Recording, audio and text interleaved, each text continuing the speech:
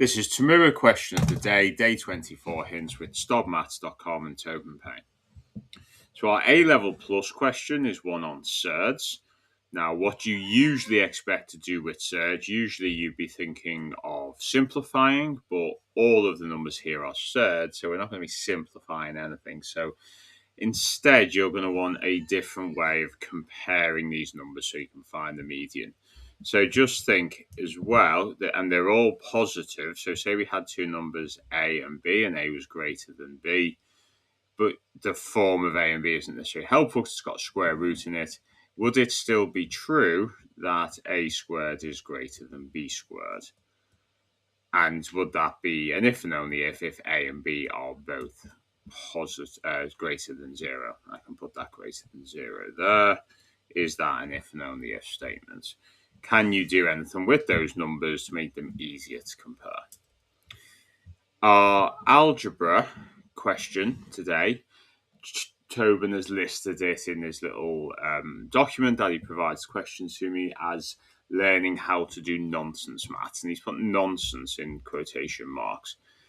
And it's essentially what he's referring to is you're given a situation where they're just trying to be awkward for the sake of being awkward and make an awkward algebraic equation.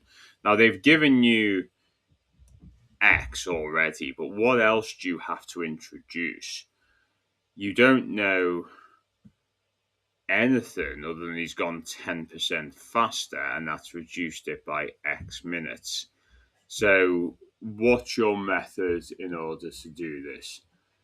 You don't have to do these algebraically. Of course, you can, because they've not given you a speed, you can choose what the speed is.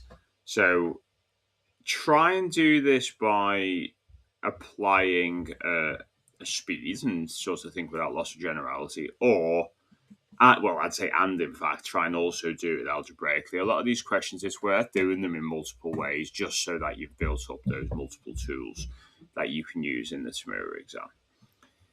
This one is the kind of question where you've really got to have a good sketch of what's going on, and you've got to remember a couple of things about circles as well. One thing is that if you have two circles touching, their center should be touching. The line between their centers is always going to pass through the point at which they touch. Now, if I try and draw a third circle, and this is us looking down from above, by the way. So they're spheres rather than circles, but we're looking down from above. If you've got three or more circles or spheres touching, it's often the case that it's worth drawing a polygon in between the centers. And then you can think of drawing another circle. And again, we've got that touching element. And where is the center of that circle? What kind of triangle is that? What ratios do you know about that triangle?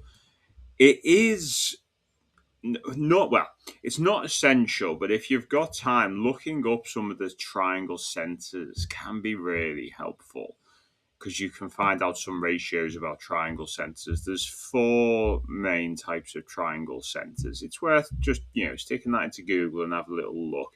It's a really nice book by the UKMT as well on the geometry of a triangle, which is way above what you need for TMUA. But if you're interested in that kind of thing, I would recommend it. And also ask yourself in this, what information is necessary to answer this question? Because usually anything to do with circles, spheres, there's only one bit of information that you're trying to go for. How are you going to find that piece of information? Our logic question, you don't want to start off these logic questions by just shoving numbers in.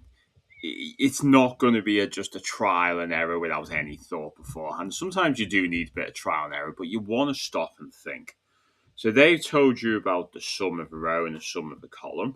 So these both add up to 21, but we do have an overlap. So is it the case that the individual 7 numbers add up to the same as the row plus the column? And of course, the answer is no. Can you use that to figure out what would be an important point on that shape?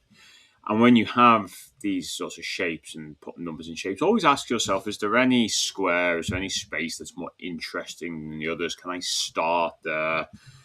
How can I get to a starting point on these questions? Once you've got to that, you'll probably find that it's not so bad. And it might not require as much fiddling around as you were expecting. Okay, I hope this video was helpful. Feedback always appreciated.